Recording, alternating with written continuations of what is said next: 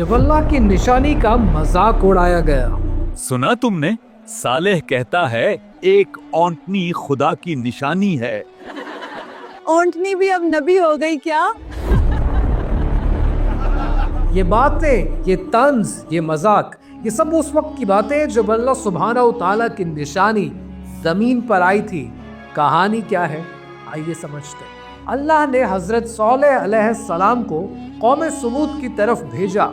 वो कौम जो पहाड़ों को तराश कर घर बनाती थी, मगर दिलों में गुरूर भर चुका था। और फिर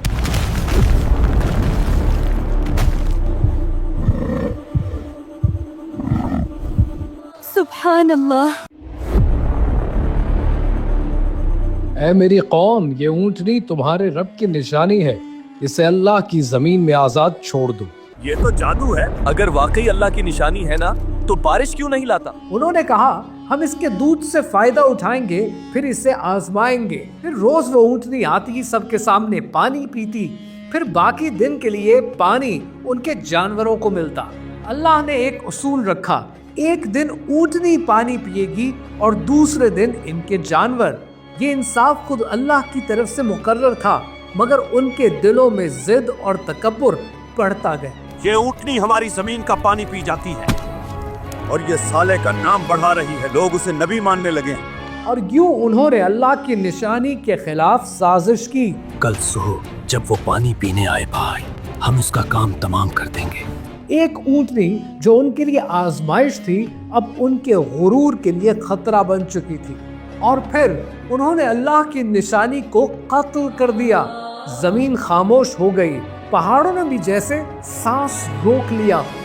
ऐ मेरी कौम, तुमने अपने हाथों से अजाब को बुला लिया है।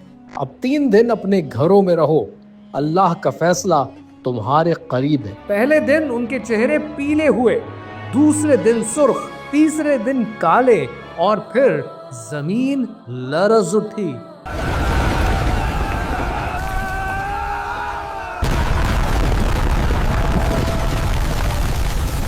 जब अल्लाह की निशानी का मजाक उड़ाया गया तो जमीन ने खुद जवाब दिया। ये कहानी अभी खत्म नहीं हुई, ये कहानी अभी जारी है और आपको याद दिलाती है कि अल्लाह की कोई बात भी छोटी नहीं होती। एक नसीहत, एक दुआ, एक अमल आपकी जिंदगी बदल सकता है। जब कोई आपको खैर की बात करे, तब रुको, सुनो, सोचो, क्योंकि शायद ये वो लम्हा हो जब ये पैगाम खुद रब ने आपकी तरफ भेजा हो।